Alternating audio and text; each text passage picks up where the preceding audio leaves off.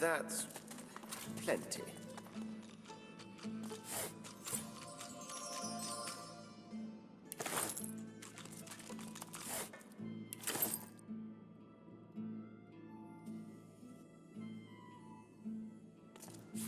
Look at that wand.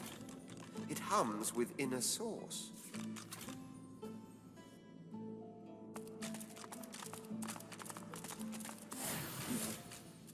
You made it all this way.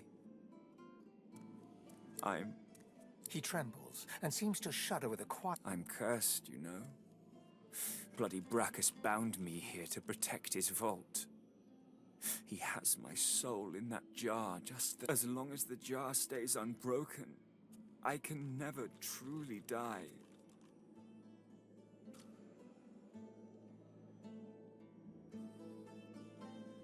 I don't rightly know.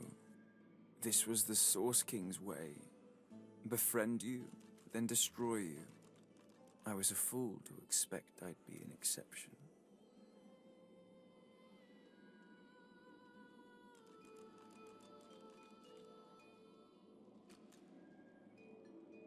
His favor was intoxicating. That's no excuse, but it is the reason. Really? He drops to his knees before you and grabs onto your feet with both hands. Thank you.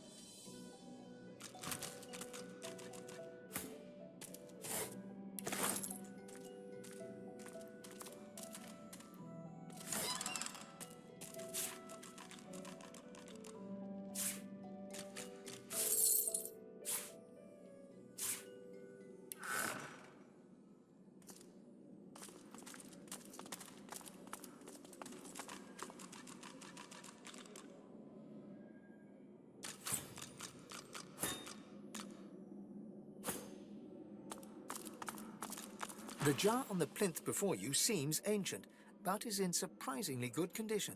It's covered in pictograms that you can't understand, but the pictograms spin to life, and you're dragged into a dream. You see the lizards of the ancient empire turning their backs as you roam. The human apes turn away from you, all but one. One smiles, one opens his arms, one says he'll take you home. Brackus Rex. He promises power, for a price. He picks off your golden scales, one by one, stripping you down to the bone. He promised you you try to fight, try to reclaim what's yours, but a woman takes you by the hand and leads you to a tower. He promised he'd take me home, you cry. You are home, she smiles as she seals the door. This is where you belong. Your hand drops away from the soul jar, your skin prickling. In the back of your mind, you hear a small, scared voice whimper before fading to nothing.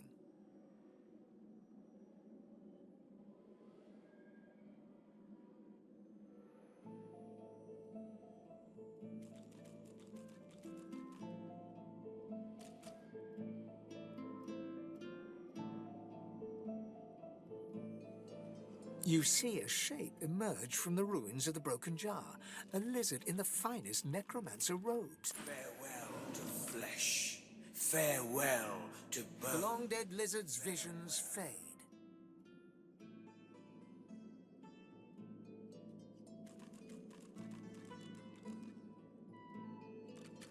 He committed his crimes out of pain, not malice. He ought to be forgiven.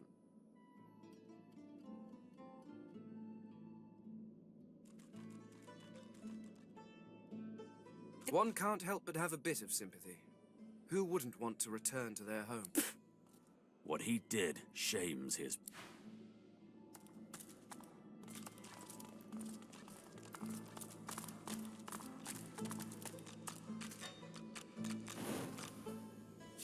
Lucky find.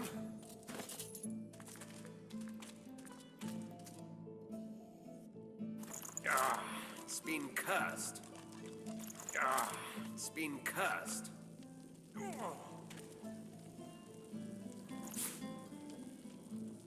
The Bloody ring just got It's tighter. loose. A lot tighter. Get off me and stay off.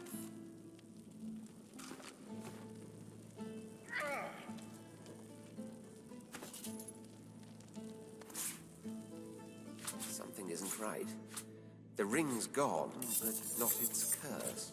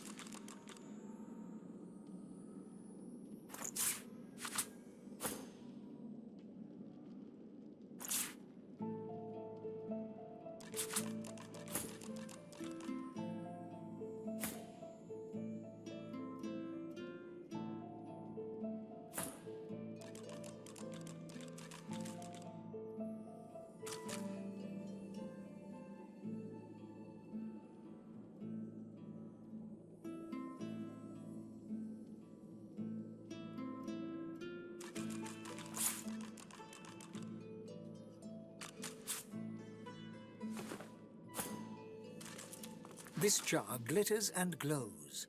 From within, you think you can make out that with a jerk, your mind is pulled to a scene in a tavern.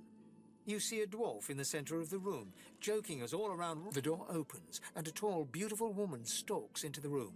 She's flanked by heavily armed. The dwarf mutters a word, and the undead lurch towards the intruder, but are cut down like wheat. The dwarf tries to run. As she's dragged away to a tower, you hear her cursing Bracus Rex and his whore. Even when she's thrown inside and the door sealed, you pull your hand away from the jar, your head swimming. You can feel the dwarf's cold terror still twisting in your gut. The jar shatters. Oh, beautiful. Thank you. The My vision death. fades.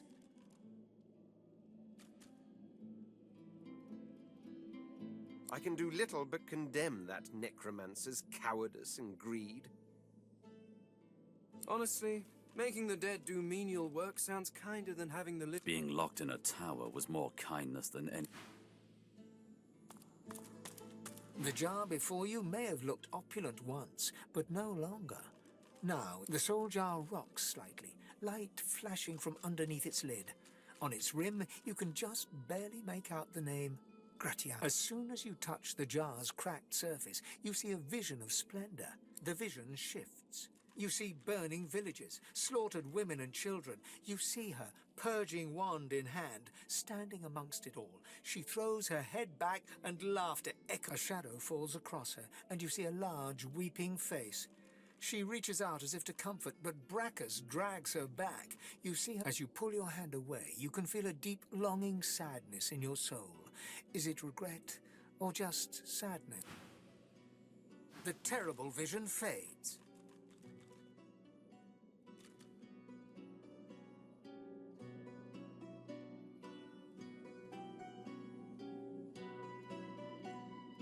Gratiana used the pain and deaths of others for her pleasure. She should be damned until the end of time. Whatever a person may have done in life, they can all... However her life began, it ended well. No one... The jar sits still. It seems inert. Gratiana's soul... Freedom. But I'm not ready. No, you can't. No! A soul jar rests between two fallen columns, emanating a faint odor. When you touch the glass, you emerge. Your flag flies for Brackus Rex, a tyrant who traded for your... The vision fades as the soul thrash. In the end, greed masters you. Thus imprisoned, you can only... The vision shatters as the soul squirms. The soul jar pulses with trapped life force.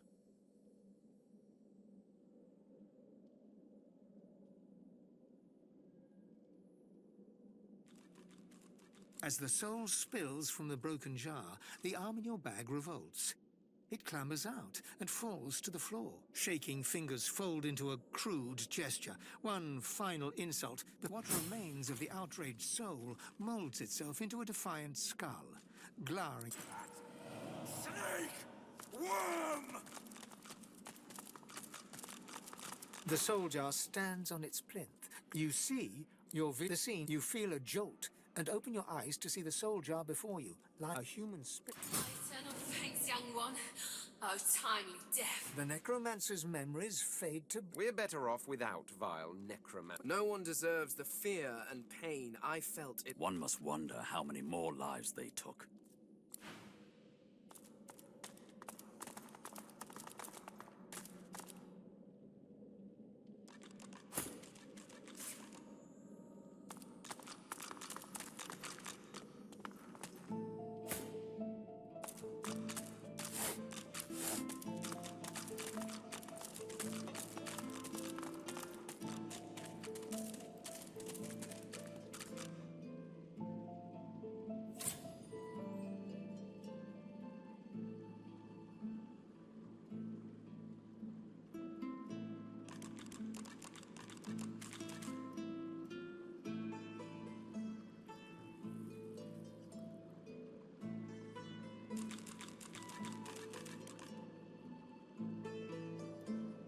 The deity's head and hands are missing, severed as if by a sword.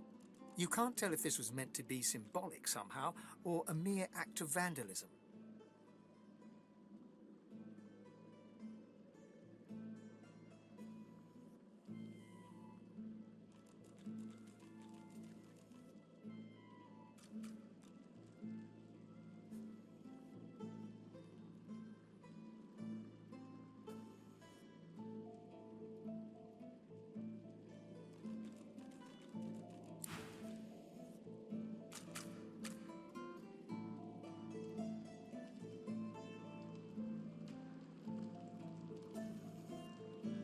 The deity's head and hands are missing.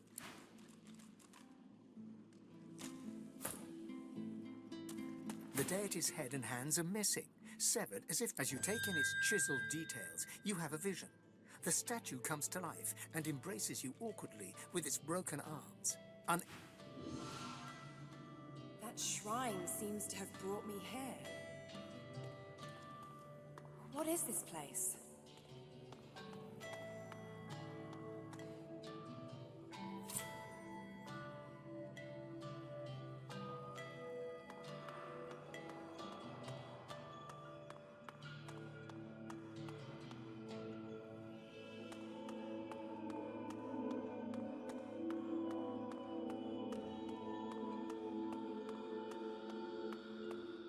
There you are. You found... The amorphous figure takes hold of both. You look... You look so good. How are you, darling?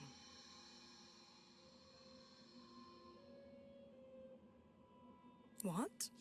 Don't you recognize me? Within the shimmer of their changing form, the familiar lines of your own face take shape. Are you sure? Look deeper, Losa. Beyond our face. I thought you were supposed to be fun.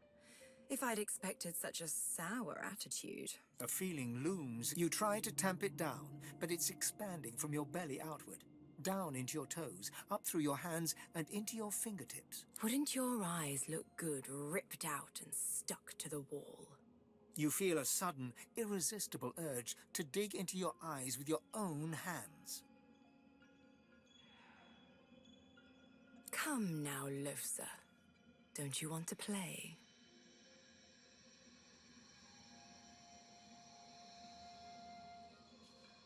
The feeling stops its Now, where were we?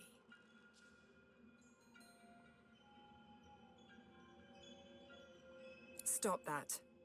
Don't be so easily defeated. Ah, good. Yes, let's get right to the heart of why we're... But before we get to the nitty-gritty, we need to be... We are a team. You and I. A unit. The past is nothing anymore. All we are. It doesn't matter, Losa. It doesn't matter who I was. It doesn't matter who you were. Don't you want to be free of what came before? Don't come now. Nothing you've done has been your own. You owe every note, every show to the voices inside you. Are you ready to listen? Good. Listen. This is the Hall of Echoes. A vision of it, at least. We're here. You'll need to master this power if you're going to make it off the island. Everyone else on the island is chaff. Toss them away when you're done with them. Good. We don't need... Let me The figure waves its hands, and a great power swells within you. You feel the electric thrum of an unknown magic tingling in your fingertips. You may have noticed incredible things happening on your journey. Water beneath your feet aiding you, for instance. It was I who channeled that power within you. And this is only the beginning. You are God-woken. But the gods are too busy fighting each other. That's where with my help, you'll be capable of so much more than strumming a lute. First, you've got to get off this island, at any cost. Do you understand? I didn't save you from that shipwreck just to see you drown in a puddle on this blasted island.